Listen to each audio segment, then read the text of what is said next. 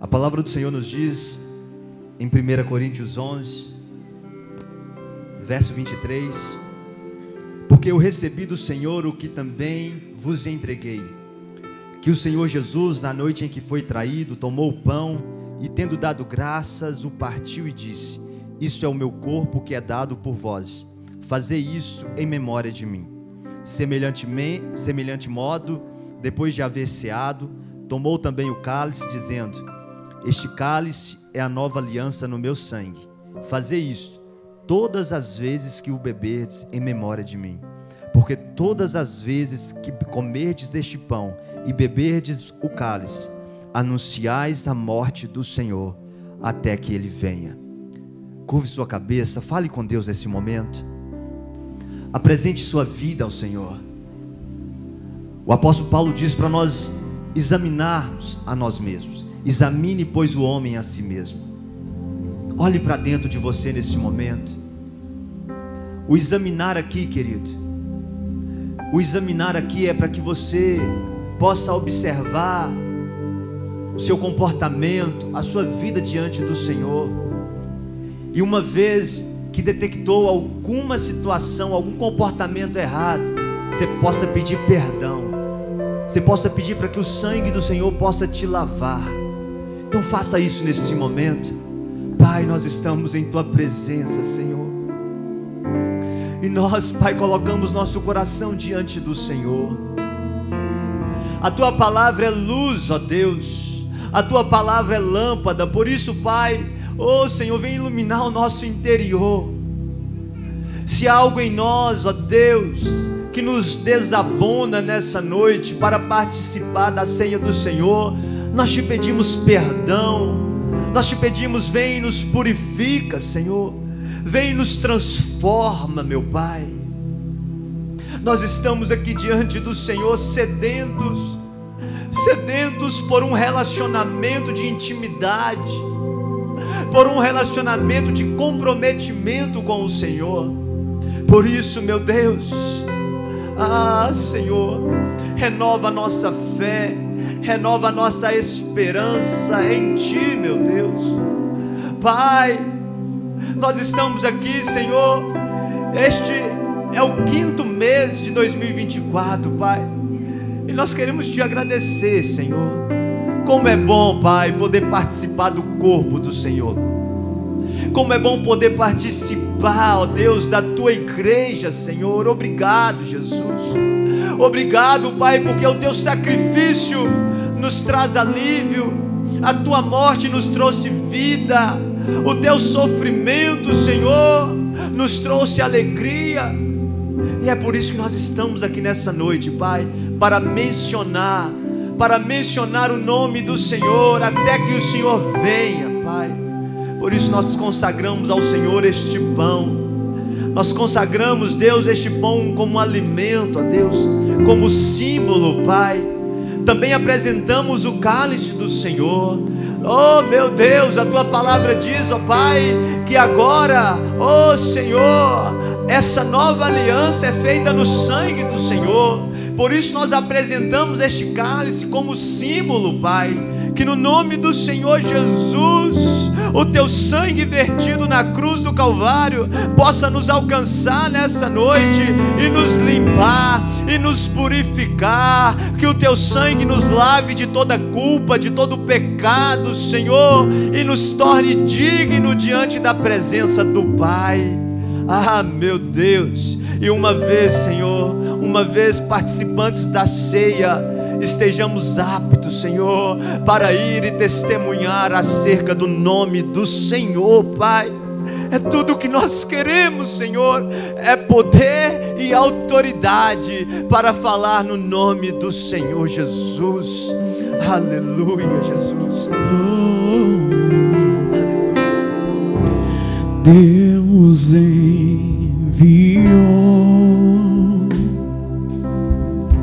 Seu Filho amado para morrer em meu lugar. na cruz sofreu os meus pecados, mas ressurgiu e vivo com o Pai está, porque Ele vive, posso crer no amanhã, porque Ele vive, temor não há, mas eu bem sei que a minha vida está nas mãos do meu Jesus que vive está. Queridos, nós temos o costume de cear apenas aqueles irmãos que já são batizados. Então, se você ainda não é batizado nessa noite, eu quero te encorajar a fazer o curso de batismo, a se preparar para na próxima ceia você estar participando deste momento conosco, tá? E aos irmãos obreiros podem servir neste momento. Ao receber a ceia, se assente para que os obreiros saibam que você já recebeu. Amém? Enquanto enfim chegar a hora em que a morte enfrentarei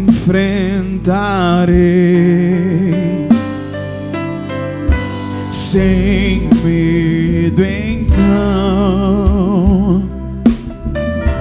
terei vitória,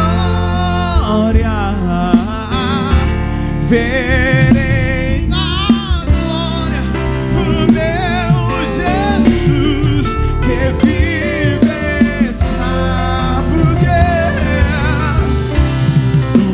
porque Ele vive, posso crer no amanhã, porque Ele vive, temor não há, mas eu bem sei,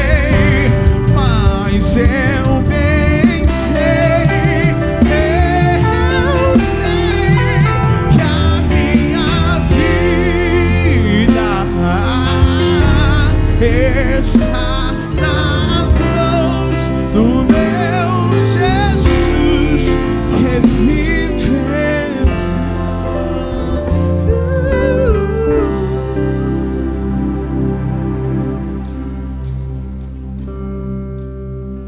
Na galeria ali, irmãos, os obreiros pudessem subir lá para ajudar os irmãos lá na galeria.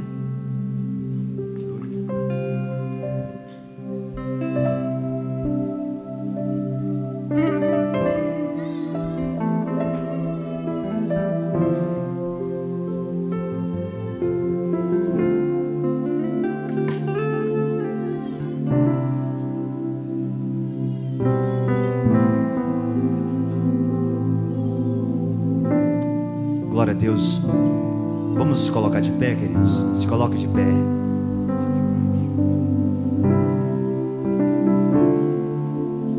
Pegue o seu pão, coloque ele diante do Senhor. Apresente sua vida ao Senhor. Obrigado, Jesus. Obrigado, Senhor. A nossa vida está em tuas mãos, Senhor. Ser participante do teu corpo, Pai, é o privilégio nosso, Senhor. Obrigado, meu Pai. Ah, Senhor, nós te bendizemos. O Senhor, tendo pegado o pão, o partiu e disse: tomai e comei. Todos possam comer neste momento.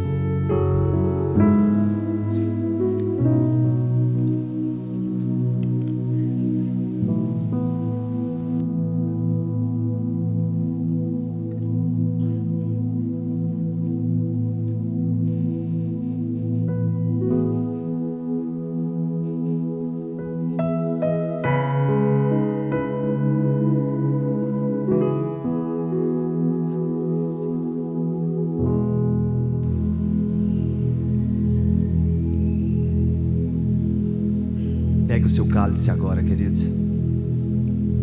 A palavra do Senhor diz que este cálice é a nova aliança no sangue do Senhor. Agora não é mais sangue de animais, não é sangue de um cordeiro que é imolado, mas foi o sangue do Filho de Deus. Essa aliança agora é eterna.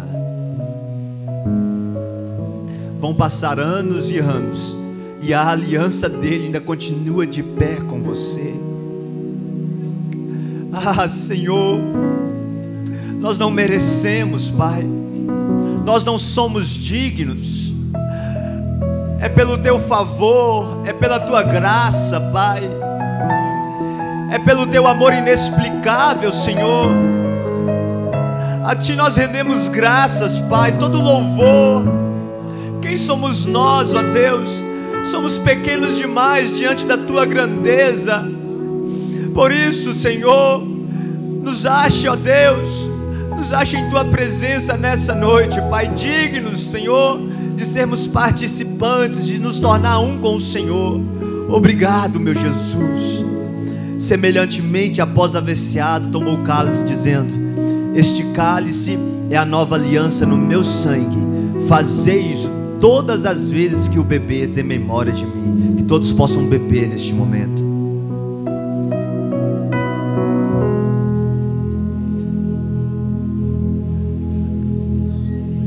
Graças eu te dou, ó Pai. Você pode cantar isso nessa noite, querido? Pelo preço que pagou, sacrifício de amor que me comprou, ungido do Senhor, pelos cravos em tuas mãos.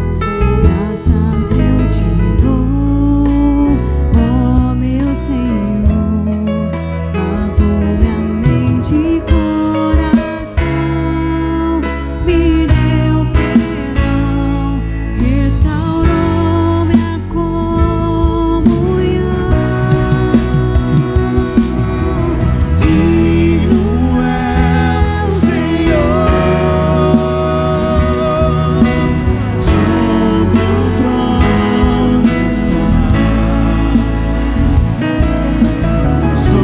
soberano Criador, com sempre te adorar.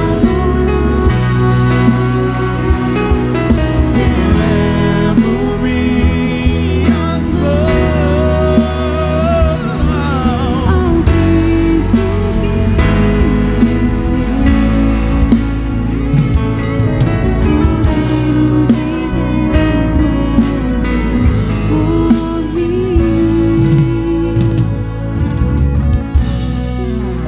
mas ressuscitou. Aleluia. Glória a Jesus. Aleluia. Glória a Deus.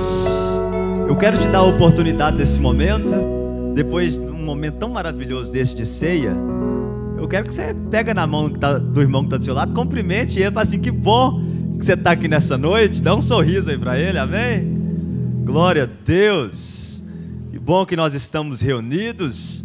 A você de casa também, Deus abençoe a sua vida. Você que nos assiste, glória a Deus. Queridos, nós tivemos um culto pela manhã, um culto de ceia abençoado. Esse é o nosso segundo culto. Glória a Deus, casa cheia, tanto de manhã como à noite. Deus seja louvado. Queridos, deixa eu falar uma coisa para vocês aqui. Quem aqui ainda não fez o encontro com Deus? Faz um sinal assim, deixa eu ver. Ok, beleza. Agora pode abaixar a sua mão. Deixa eu perguntar aqui para o pessoal que já fez o encontro com Deus. Gente, como que é o encontro com Deus? Tá vendo? Olha que coisa linda. Nos próximos dias nós teremos um encontro com Deus. É um final de semana que você tira para ter um encontro com o Senhor. E amanhã, 7h30 da noite, nós teremos o pré-encontro. O que é o pré-encontro, pastor? O pré-encontro é o pré-encontro. você vai estar recebendo todas as informações, tudo o que você precisa saber sobre o encontro. Você tem dúvida, não sabe como funciona, você vai vir aqui amanhã, 7h30 da noite. O pastor Edilson vai estar aqui com toda uma equipe te recebendo para te dar todas as instruções de tudo como é que funciona. Amém? Amém, queridos? E deixa eu falar uma coisa para aqui, para os irmãos, para toda a igreja. Semana passada eu estive no batalhão da Polícia Militar, participando de uma reunião, queridos, que trata sobre a campanha do Agasalho 2024 para a nossa cidade, para a cidade de Formiga. E está envolvida diversas entidades da nossa cidade, inclusive a Igreja Vale, através da Associação Betel.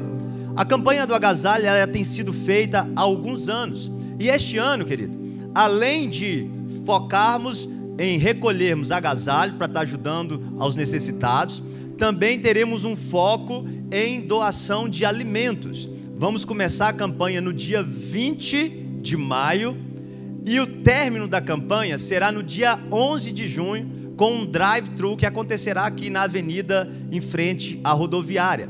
Então só estou aqui lançando esse primeiro aviso. Eu vou depois estar passando mais informações, nós vamos estar envolvendo as células, então se prepare aí para envolver nesse projeto, que é um projeto do Senhor de Deus, que abençoa toda a nossa cidade, amém? Podemos contar com vocês, amém?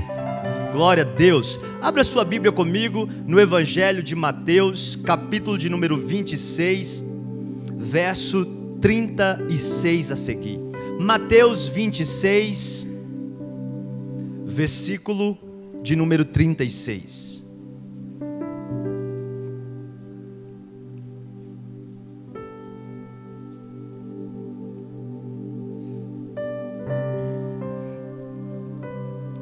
O texto diz assim: em seguida, foi Jesus com eles a um lugar chamado Getsêmani, e disse aos seus discípulos: assentai-vos aqui, enquanto eu vou orar. E levando consigo a Pedro e aos 2 filhos de Zebedeu, começou a entristecer-se e a angustiar-se. Então lhes disse: a minha alma está profundamente triste até a morte. Ficai aqui e vigiai comigo. Adiantando-se um pouco, prostrou-se sobre o seu rosto, orando e dizendo: meu Pai, se possível, passe de mim este cálice. Todavia, não seja como eu quero, e sim como tu queres. E voltando para os discípulos, achou-os dormindo, e disse a Pedro: então, nem uma hora pudestes vós vigiar comigo? Vigiai e orai, para que não entreis em tentação. O espírito, na verdade, está pronto, mas a carne é fraca. Tornando a retirar-se, orou de novo, dizendo: meu Pai, se não é possível passar de mim este cálice sem que eu beba, faça-se a tua vontade. E voltando, achou-os outra vez dormindo, porque os seus olhos estavam pesados. E deixando-os novamente, foi orar pela 3ª vez, repetindo as mesmas palavras. Então voltou para os discípulos e lhes disse: ainda dormis e repousais? Eis que é chegada a hora, e o Filho do Homem está sendo entregue nas mãos dos pecadores. Levantai-vos e vamos, eis que o traidor se aproxima. Pai, obrigado por tua palavra, Senhor.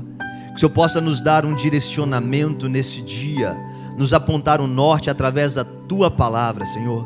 Queremos ser alimentados por ela. Por isso, Deus, prepara o nosso coração para recebê-la. Prepara a nossa mente, o nosso intelecto, Senhor, que nada venha nos distrair nessa noite.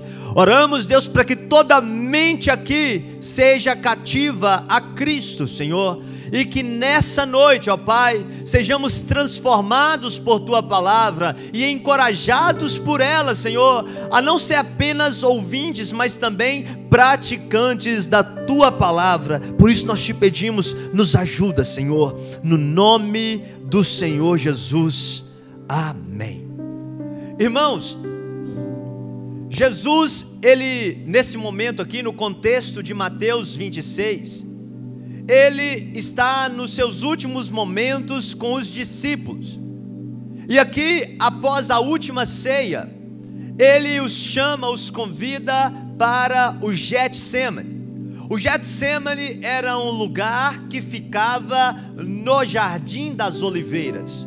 Jardim das Oliveiras, o nome já diz, era um jardim onde havia inúmeras árvores de oliveira plantadas. E Getsemane, o próprio nome já diz, significa lugar de prensa. Ou seja, Getsemane era um lugar onde os produtores de azeite iam para ali para prensar a azeitona e dela extrair o azeite. E por incrível que pareça, Jesus chama os discípulos para ir justamente para aquele ambiente, um ambiente de prensa, ou um ambiente de pressão. E é naquele ambiente que Jesus vai ter um dos momentos mais dolorosos do seu ministério. Um dos momentos de extrema pressão sobre a sua vida é no Jardim das Oliveiras, é no Getsemane. Um ambiente propício. E talvez você pergunte, pastor, não poderia ser em outro lugar? Não poderia ser no templo? Não poderia ser em outros montes que ele costumava ir para orar? Isso é interessante, né, queridos? Que Deus, ele faz as coisas da maneira mais pedagógica possível. A Bíblia é escrita, querido, e ela nos dá um direcionamento da maneira mais clara e simples possível. Não poderia ser outro lugar, porque o profeta Isaías vai dizer o seguinte, que Jesus, ele foi esmagado pelas nossas iniquidades. Esse ambiente Getsemane é o ambiente mais propício, porque faz jus ao que o nosso Senhor iria passar. Esse ambiente faz jus ao que nosso Senhor iria sofrer na pele. Pressão. Pressão por quê, pastor? Pressão por causa que ele ia levar sobre si as nossas fraquezas, os nossos pecados, as nossas calamidades estavam diante dele. Eu não sei se você faz ideia, mas a pressão do mundo inteiro, o pecado de todo mundo, de toda a humanidade, naquele momento estava sobre Jesus. E naquele ambiente de pressão, a Bíblia vai dizer que ele soa ao ponto, querido, que saem gotas de sangue nos seus poros. Tamanha era a pressão que o nosso Senhor estava levando sobre si. E diante dessa realidade, o que eu e você podemos aprender com essa história? O que nós podemos aprender com Jesus nesse momento? A primeira coisa que eu observo aqui, queridos, é que a pressão, ela produz óleo. Isso é óbvio. Aquela prensando a azeitona, o único objetivo ali era produzir óleo. E a pressão na minha e na sua vida também não é diferente. Uma vez que somos pressionados, uma vez que situações nos pressionam, o óleo também sairá de nós. Como Jesus suou gotas de sangue, eu também, você também, iremos produzir um óleo. E a pergunta para nós nessa noite é: uma vez que somos colocados diante das pressões da vida, qual óleo nós temos produzido? Algumas pessoas produzem o óleo da amargura, do desespero, do ódio, do desânimo, do comodismo, da aceitação. Mas existem outras pessoas também que, uma vez pressionados, produzem perseverança, motivação, unção, força.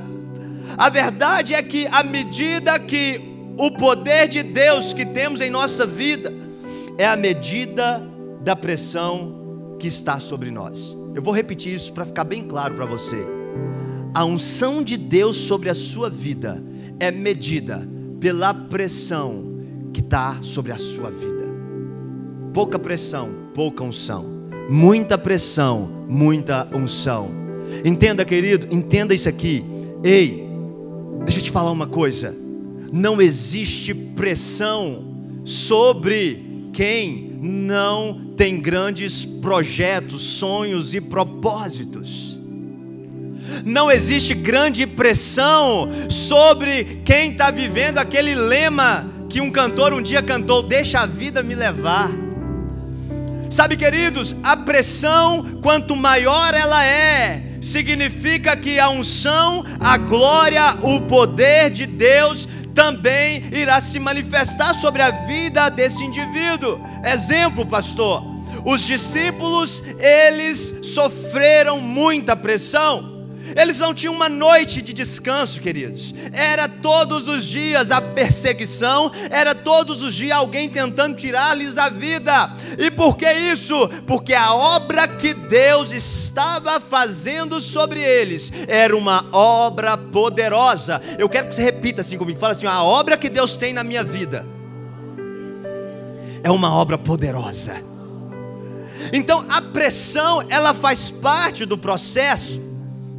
Ser pressionado significa: estou no caminho certo. A finalidade da pressão é essa. Pressão vem para te levar até poder. Pressão vem sobre a sua vida para você romper. Jesus estava num momento crucial, e a pressão foi um divisor de águas naquele momento da vida de Jesus. Ele olha para trás, tem a desistência. Ele olha para frente, tem uma cruz o esperando. Na nossa vida não é diferente. A pressão, ela nos vem como esse divisor de águas, antes e depois. Situações conturbadas, situações difíceis não veio na sua vida por acaso. Ela veio com um objetivo: te preparar para algo maior.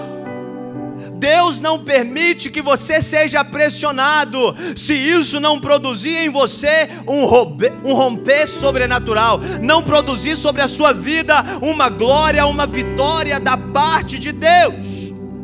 Quanto mais altos são os seus sonhos, entenda isso, querido, maior a pressão será exercida. Sabe, eu gosto de olhar para a pressão e eu me lembro do arco e flecha. E é interessante que a pressão exercida sobre o arco é interessante, porque o arco ele é puxado para trás. E a ideia na vida de qualquer ser humano é que quando a pressão vem e te puxa para trás, parece que as coisas não estão rompendo na sua vida, não é verdade? Quando você observa situações, você fala assim: parece que eu estou andando para trás, parece que a minha vida financeira, ao invés de melhorar, está piorando. Ao invés do meu relacionamento conjugal melhorar, parece que está piorando. A pressão está exercendo, está te puxando para trás, e aquilo te dá medo. Mas lembre-se do arco e da flecha. Quanto mais tensionado é o arco, mais a flecha vai longe. Exemplo para a sua vida, querido. Está tendo essa sensação que você está sendo puxado? Você está tendo essa sensação que você está sendo tracionado? Entenda que maior a força da pressão, mais longe você está indo. Amém, querido? Mais longe você será lançado pelo Senhor. Eu quero declarar sobre a sua vida nessa noite: ei, ainda que exerça uma pressão sobre a sua vida, ainda que tenha uma pressão que você fala assim: eu não estou dando conta, por favor, suporta mais um pouco, porque o Senhor tem preparado um alvo para te lançar. O Senhor está preparando, Ele vai te lançar ainda além. Essa luta não vai te parar, essa pressão não vai te dominar. Ele quer te levar adiante. Aquela situação era trágica, Mas aquela situação preparava o nosso Senhor para algo ainda maior.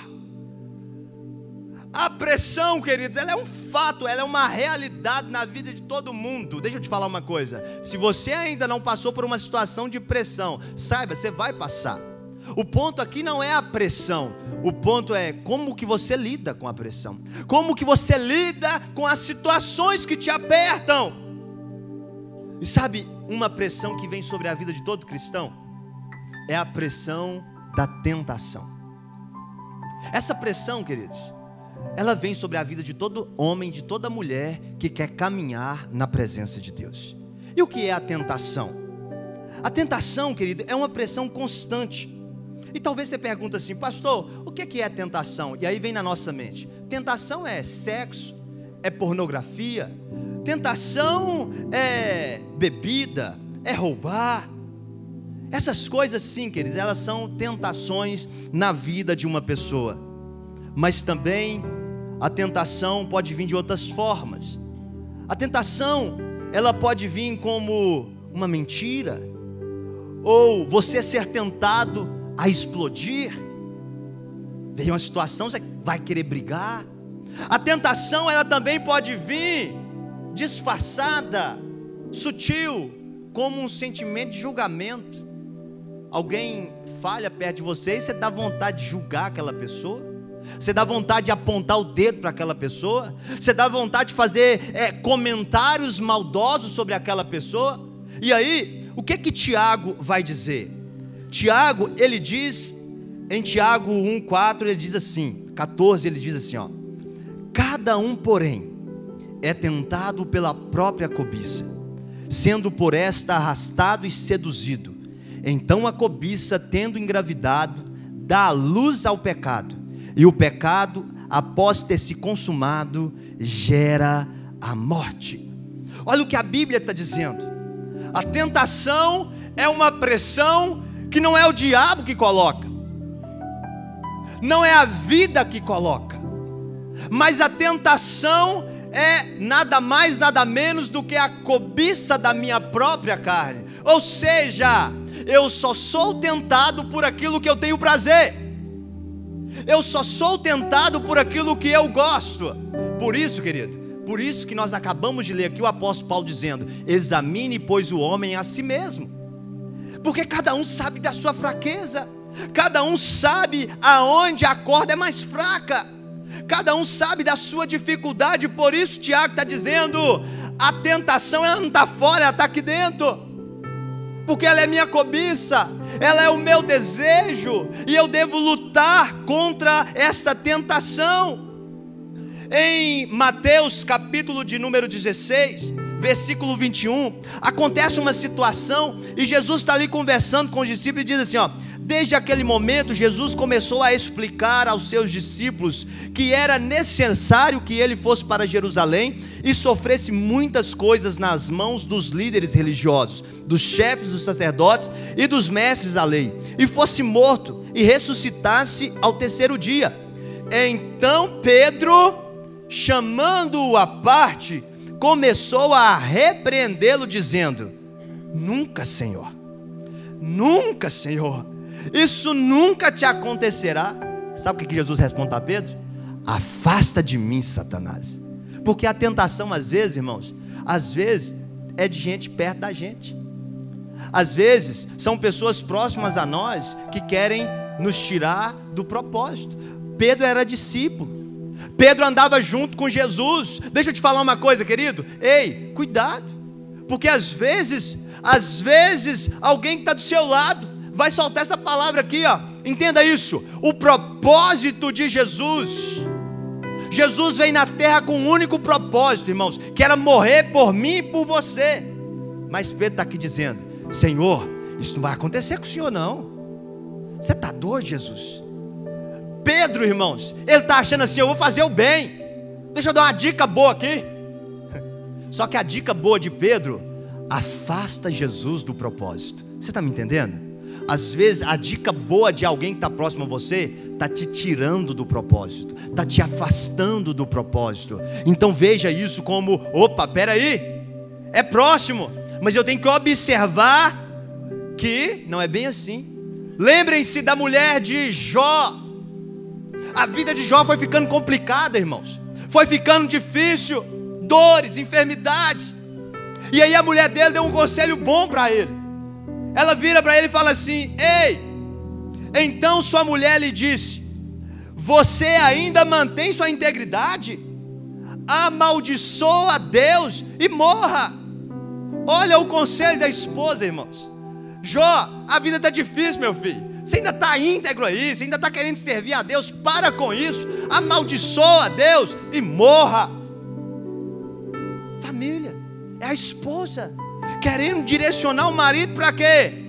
Para algo ruim, para algo que foge do propósito de Deus na vida de Jó. Olha o que acontece.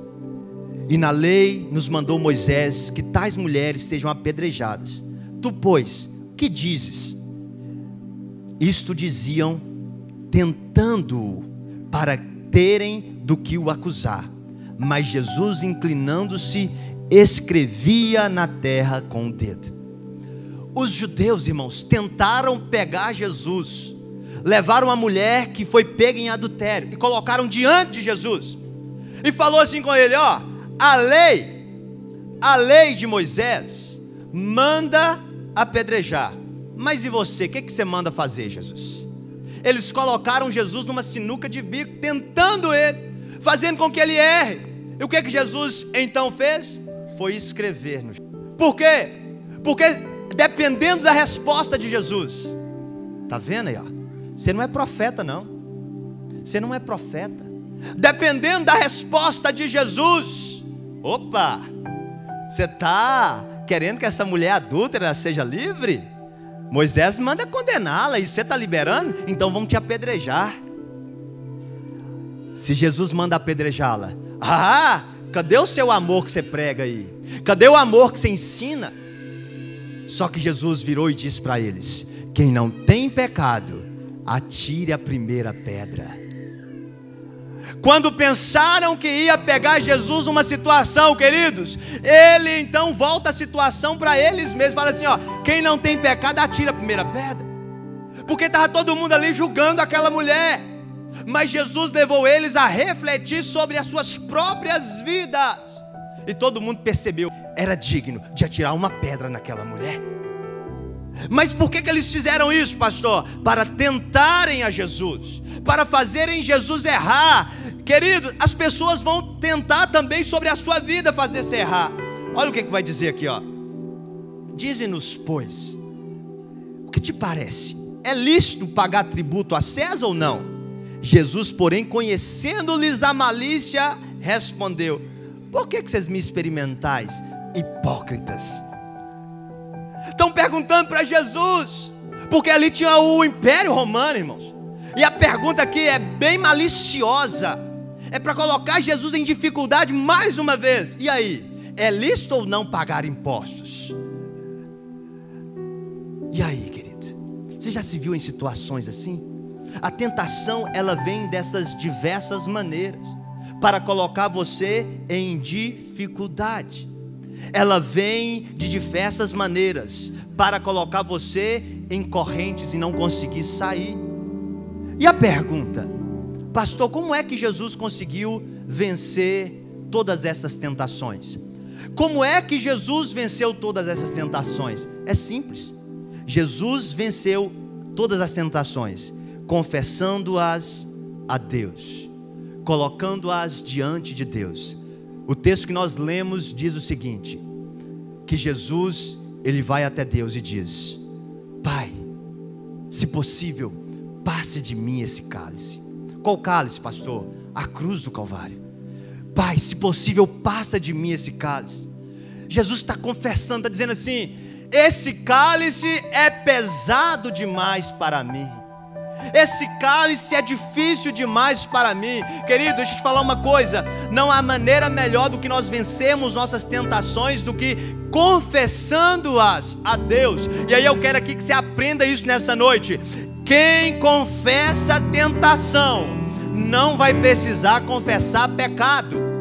Vou repetir: quem confessa a tentação não vai precisar confessar pecado. Como assim, pastor? É simples, irmãos. Quem confessa a tentação, lembrem da palavra de Tiago, uma vez que a tentação dá a luz, o que ela gera? O pecado.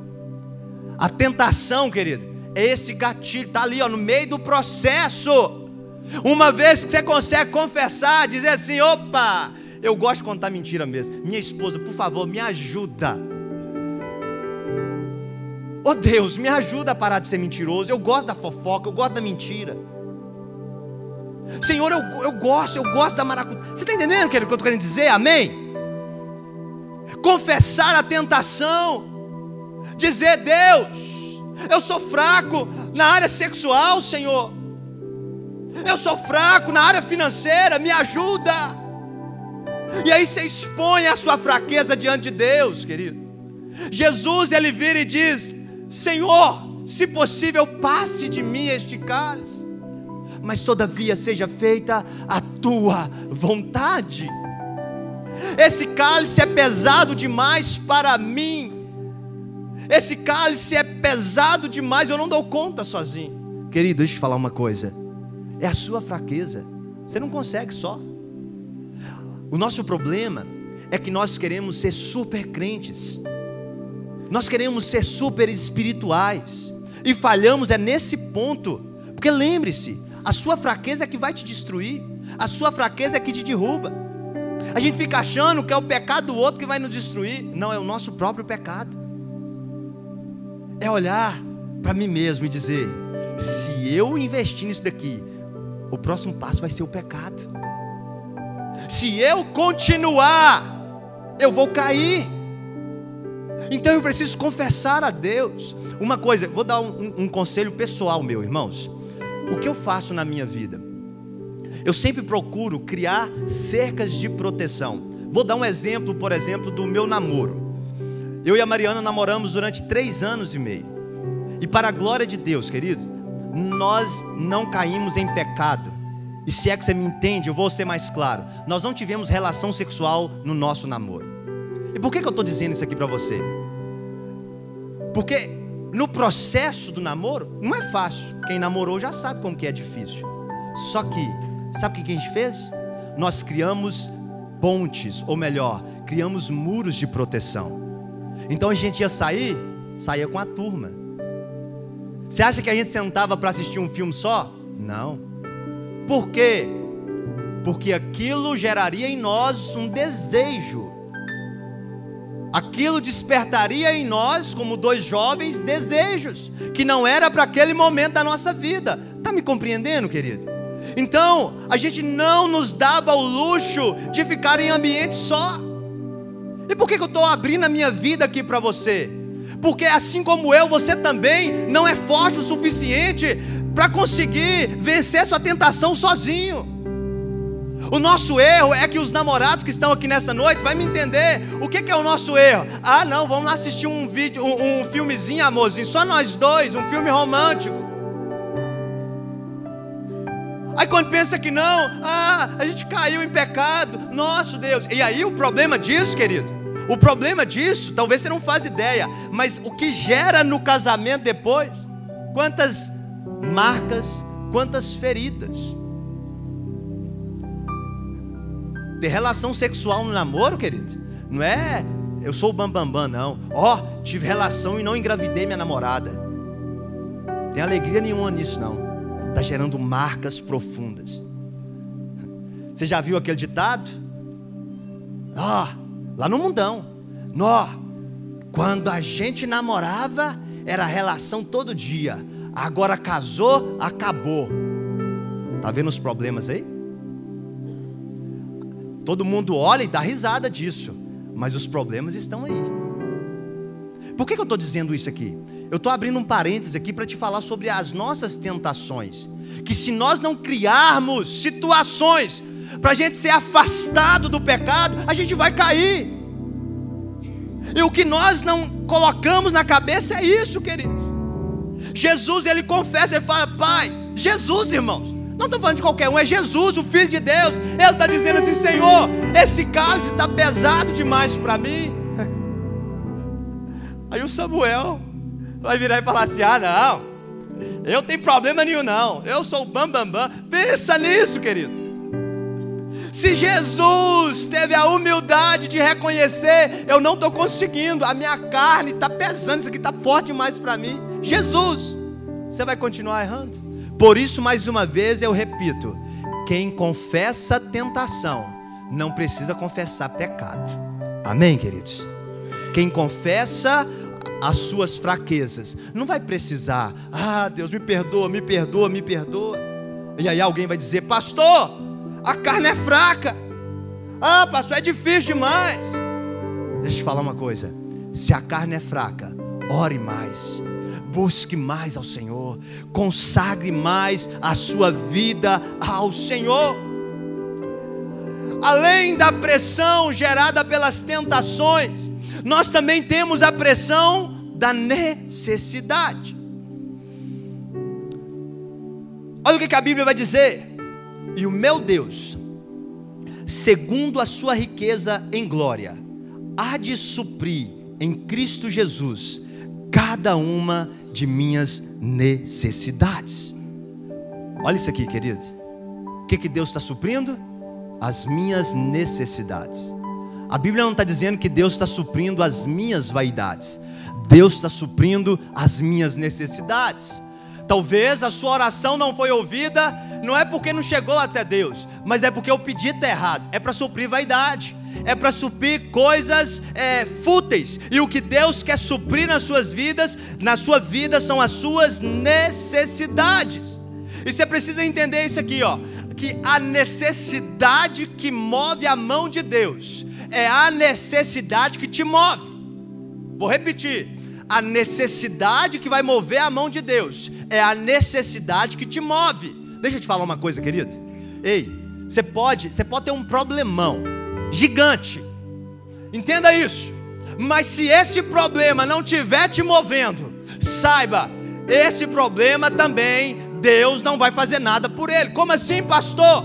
Porque milagres na Bíblia acontecem numa parceria entre nós e Deus. Se a tua necessidade não está te levando a ter nenhuma atitude, quem dirá Deus? Se a sua necessidade não está fazendo você ter uma postura diferente, imagina Deus. Já viu aquele tipo de gente? Ô fulano, você vai lá na igreja? Ora para mim lá. Ô fulano, você vai na vigília? Ora para mim. Ô fulano, você vai fazer isso? Ô, coloca meu nome lá na oração, coloca o nome da minha família na oração. Querido, se a sua necessidade é real, ela precisa te tirar dessa zona de conforto. Se a sua necessidade ela é real, ela precisa fazer você se mover. Eu vou contar uma história para vocês de uma mulher chamada Ana. Ana, a Bíblia diz que ela era estéril, não podia gerar filhos. E ela tinha uma rival. A Bíblia fala que a Penina era a rival de Ana. E Penina, irmãos, não apenas poderia gerar filhos, como gostava de esfregar isso na cara de Ana. Ela não só gerava filhos, mas ela gostava de implicar a Ana. Ela falava assim: eu posso, você não pode. Pensa a briga, o conflito. Só que é mais interessante, queridos, que num dado momento, essa Ana, ela resolve ter uma postura. E a Bíblia diz que ela vai para o templo e ela clama a Deus por um milagre, ela clama a Deus por um filho, ela faz um voto a Deus: Deus, se o Senhor me der um filho, eu vou consagrar ele ao Senhor, e ele vai te servir todos os dias da vida dele. E aí aqui é interessante, queridos, imagina na vida de Ana, se não houvesse Penina. Imagina na vida de Ana, se não tivesse uma Penina lá implicando com ela. Ana não tinha parado para orar. Se Ana não para orar, para clamar a Deus por um filho, Samuel não tinha nascido. Olha para você ver como que é interessante. Se Penina não faz implicância com Ana, Ana não teria orado, Samuel não teria nascido.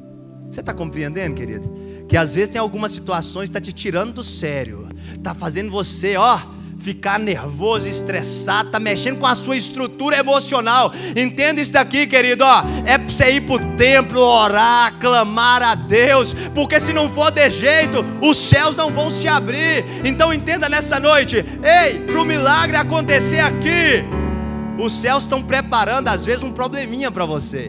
Vai lá, Penina, cutuca. Eu estou falando Penina, mas Deus permite que às vezes situações tirem você do sério, para você ter uma postura diferente. Tem muita gente que está na zona de conforto, porque acostumou-se com um problema. Tem muita gente que não consegue fazer mais nada, nenhuma oração, porque já acostumou. É esse vício que meu marido tem, tá bom, tá, chega, vamos viver a vida assim. É esse problema que o meu filho tem, então deixa a vida seguir assim.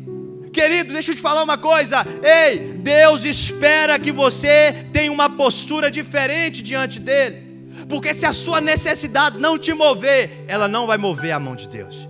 Se a tua necessidade não fazer você orar mais, clamar mais, imagina nos céus, nada vai acontecer.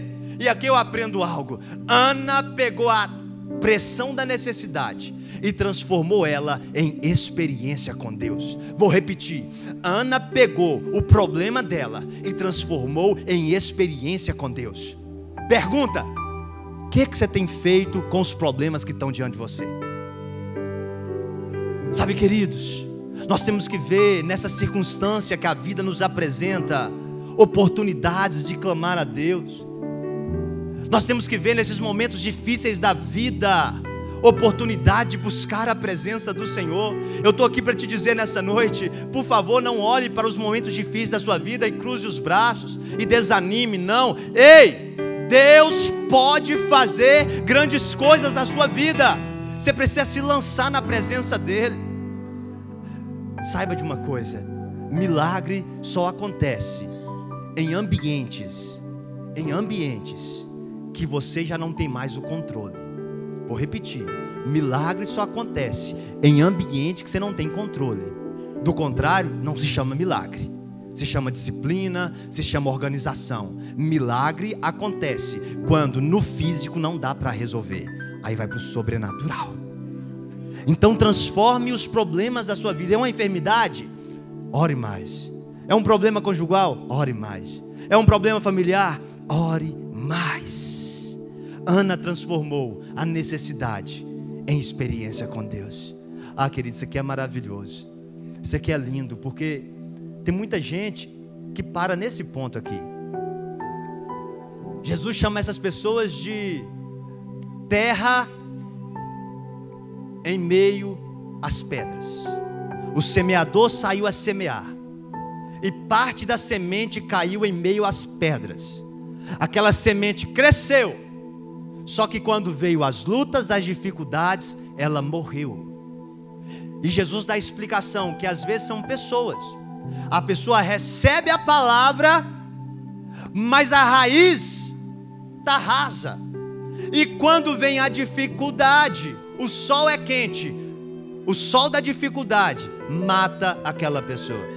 Quantos irmãos começaram na fé, começaram a buscar, e coisas maravilhosas acontecendo, mas de repente veio um problema. Sabe o que eles fizeram? Desistiram, foram embora, pararam de buscar. Ei, deixa eu te falar uma coisa, não é o problema que vai te parar. Deixa eu te falar algo, não é essa situação impossível para você que vai te parar, pelo contrário, isso é combustível para você buscar a Deus. Isso é combustível para você buscar ao Senhor. Essa semana eu estava com a minha esposa e aconteceu uma situação, e aí ela começou a ficar triste, e na hora a gente começou a conversar, e eu falei: Mariana, peraí minha filha, vamos pensar aqui, vamos refletir sobre isso daqui. Agora nós temos a oportunidade de manifestar nossa fé em Deus. Agora nós temos a oportunidade de clamar ao Senhor. Sabe, irmãos, na vida é importante que às vezes quando a situação sai do seu controle, você para, faz uma reflexão e pensa, fala assim: opa, a fé que eu tenho em Deus serve para esse momento aqui. Todo o sangue de Jesus derramado na cruz do Calvário serve nesse momento. E aí a gente vai para os pés do Senhor. E aí a gente coloca diante de Deus. A gente coloca diante dele a nossa dificuldade. Aí o milagre acontece. Eu posso ouvir um amém? Milagres acontecem em ambientes de necessidade. E eu quero finalizar, quero caminhar para o fim, dizendo que quando Jesus ele lida com aquela situação do Getsemane, ele confessa a sua tentação, a sua fraqueza, e ele nos ensina algo. Ele nos ensina a levar tudo a Deus em oração. Jesus, irmãos, a Bíblia diz que ele não ora apenas uma vez, mas ele ora durante 3 vezes. Isso aqui nos ensina que não é uma oração, não é apenas uma vez, mas aqui nos aponta que às vezes é necessário orar 1, 2, 3 vezes. É necessário termos persistência, é necessário termos perseverança, é necessário nós clamar a Deus. Irmãos, a Bíblia diz que Jesus ele vai até os discípulos e volta novamente e clama a Deus: Senhor, se possível passa de mim esse cálice, mas todavia seja feita a tua vontade. Jesus não desiste de clamar a Deus, querido. Quantas vezes nós desistimos de clamar ao Senhor? E pelo que Jesus está clamando, pastor? Jesus está clamando: Pai, todavia seja feita a tua vontade. Irmãos, eu já convivi com pessoas em estado terminal, e aí a família, o momento mais difícil para a família é a família dizer assim: Deus, seja feita a tua vontade. É um grande desafio. E saiba que a nossa vontade é tudo que nós queremos, e ela se torna um empecilho na nossa vida. A minha vontade é tudo que eu quero. A minha vontade é uma das coisas que eu mais gosto. Por quê? É do meu jeito, é da minha forma. Só que Jesus está dizendo aqui: Pai, todavia seja feita a tua vontade. Jesus tira a vontade dele de cena e fala assim: eu quero a vontade do Pai sobre a minha vida. Sabe, irmãos, e aqui vem um problemão, porque Satanás, sabendo disso, ele se levanta na sua vida, justamente nesse ponto da sua vida, contra a sua vontade. Exemplo aqui que eu dei do namorado aqui. Mas é bom demais. O que é isso? O que é isso? É a minha vontade, é o meu prazer, é o meu desejo. Mas aí a Bíblia está dizendo que seja feita a vontade do Pai. Mas eu não quero, eu quero a minha. Aí Satanás aproveita e entra na situação. Quantas pessoas se perdem porque não quer abrir mão da sua vontade, não quer abrir mão do seu desejo. Por isso eu falo, a vontade humana, a vontade do homem é uma das áreas mais vulneráveis da nossa vida. E aí, é nesse ponto que Jesus clama: Pai, seja feita a tua vontade. Exemplo, você já viu? Quando uma pessoa ela está em depressão, tudo que ela quer é fazer a vontade dela. E a vontade dela é o quê? É deitar, dormir, não fazer nada, não conversar com ninguém, não falar com ninguém. Ela se fecha no mundo dela. E a gente sabe que a única maneira da cura chegar é a pessoa conseguir abrir mão da sua vontade. Sabe, irmãos, a nossa alma, ela tem uma estrutura muito interessante. Assim como o nosso corpo, membro superior, membro inferior, a nossa alma também, ela é dividida em alguns aspectos: emoção, intelecto, vontade, consciência e livre-arbítrio. A nossa alma é dividida assim. E a vontade faz parte das nossas emoções, da nossa alma, está lá sediada na nossa alma. E aí a luta contra a nossa vontade é para que a vontade de Deus seja feita na nossa vida. Esse é o grande desafio para todo mundo que está aqui. É a vontade de Deus ser feita em nossas vidas. E o que é a vontade de Deus? A vontade de Deus, a Bíblia diz que a vontade de Deus é boa, agradável e perfeita. Repete assim, ó: boa, agradável e perfeita. Essa é a vontade de Deus, querido. Boa, agradável e perfeita. Mas mesmo assim, a minha tentação é para querer a minha vontade. O que é a minha vontade? A minha vontade, ela é imperfeita. A minha vontade não é agradável. A minha vontade não é boa. Só que nós nos prendemos a essa vontade. Jesus está dizendo: eu tenho uma vontade, Pai, eu quero passar esse cálice, mas todavia eu quero que a tua vontade seja feita.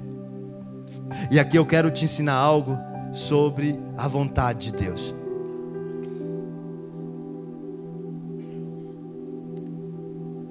Olha aqui para o telão. A minha vontade é isso daqui, ó.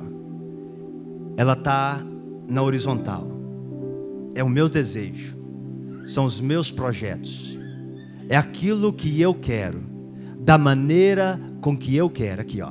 Essa é a minha vontade. Agora, o que eu preciso fazer? Eu preciso clamar a Deus pela vontade dEle. E o que é a vontade dEle? A vontade dEle é a vontade vertical, dos céus abaixo. Então eu só viverei os planos e projetos de Deus quando a minha vontade estiver submissa à vontade de Deus. A palavra de Jesus para os discípulos foi que, na oração do Pai Nosso, seja feita a sua vontade, assim na terra como ela é nos céus. A vontade dele é perfeita, querido. A vontade dele é tudo que nós temos de melhor. E nós só iremos garantir que a vontade dele se cumpra em nossas vidas se eu e você conseguirmos abrir mão da nossa vontade. Se eu e você conseguirmos dizer não para a nossa vontade. E aí entra o conflito. E aí vem a dificuldade. E como que eu posso passar? Como que eu posso passar por essa pressão? Como que eu posso passar por essa situação? Fazendo isso daqui, ó. Se Jesus olhasse apenas para aquele momento micro ali, Jesus desistiria, queridos. Porque naquele momento ali pós Getsemane, só ia ter xingamentos para ele, cuspe na cara, uma cruz lhe esperando, e ele seria assassinado brutalmente. Era tudo isso. Mas na vontade do Pai, na vontade de Deus, havia algo mais lindo. O que a Bíblia diz? Eu gosto de Filipenses capítulo 2, queridos. Tende em vós o mesmo sentimento que houve em Cristo Jesus, que mesmo sendo Deus, não usurpou ser igual a Deus. Antes se humilhou, se esvaziou, tomando uma forma de servo, veio na terra, sofreu, padeceu e foi obediente até a morte, e morte de cruz. Aí eu gosto dessa parte que Filipenses diz: por isso o Pai o exaltou e deu a ele um nome que está acima de todo nome, nos céus, na terra ou debaixo da terra. Se Jesus olhasse apenas para o Getsemane, ele desistiria. Mas quando nós olhamos para a eternidade, ele é Rei de reis, ele é Senhor dos senhores, ele está sentado à destra de Deus Pai. Ah, querido, aplauda ele, ele merece. Eu não sei se você compreende isso, e eu preciso falar isso para você. Quando você olha apenas para esse problema da sua vida, talvez você diga: é melhor desistir, é melhor parar por aqui. Mas eu quero que você faça como o Senhor Jesus: Pai, todavia seja feita a tua vontade. Não é o que eu quero, porque o que eu estou vendo aqui vai dar ruim. Então, faça a tua vontade, porque o Senhor consegue ver além do que eu estou vendo. Deixa eu te falar algo: Deus consegue ver além do que o que você está vendo.